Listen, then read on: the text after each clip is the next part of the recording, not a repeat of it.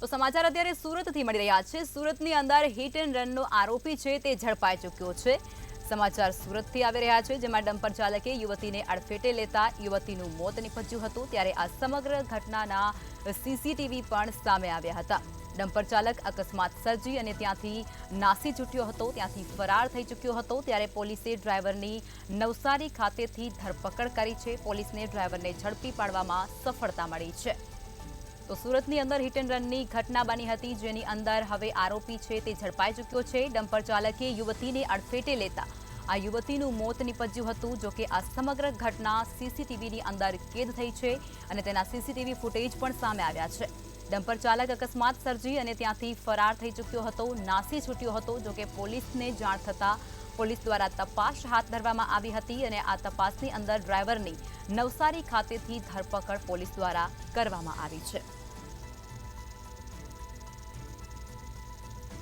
સુરતમાં hit and રનની ઘટના બની હતી અને ત્યારબાદ હવે આ હિટ એન્ડ રનની ઘટનાનો આરોપી છે તે ઝડપાઈ ચૂક્યો છે। ડમ્પર ચાલકે યુવતીને અડફેટે લેતા યુવતીનું મોત નીપજ્યું હતું। જો કે આ સમગ્ર ઘટના સીસીટીવી કેમેરામાં કેદ થઈ છે અને પોલીસ દ્વારા આ ડ્રાઈવરની નવસારી ખાતેથી ધરપકડ કરી લેવામાં આવી છે।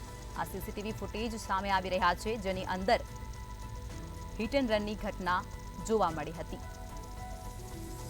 તો સુરતની અંદર ફરી એકવાર હિટ એન્ડ રનની ઘટના બની હતી, જેનો આરોપી હવે ઝડપાઈ ચૂક્યો છે।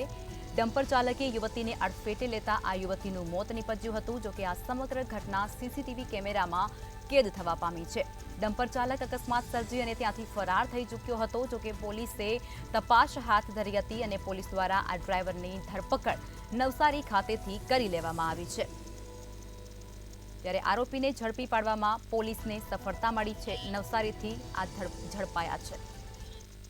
ગઈકાલ તારીખ 17/3/24ના બપોરના કલાક 12 વાગ્યાના અરસામાં મોટા વરાછા વિસ્તારમાં સ્વામિનારાયણ મંદિર પાસે લેક ગાર્ડનની બાજુમાં રોડ ઉપર એક ડમ્પર ચાલક અને એક એક્ટિવા ચાલક બેન વચ્ચે અકસ્માત થયેલ હતો, જ્યાં એક્ટિવા ચાલક બેનને ગંભીર ઇજાઓ થતાં તેમને હોસ્પિટલમાં ખસેડવામાં આવેલ હતા, જ્યાં તેમને ફરજ પરના ડૉક્ટરોએ મૃત જાહેર કરેલ હતા।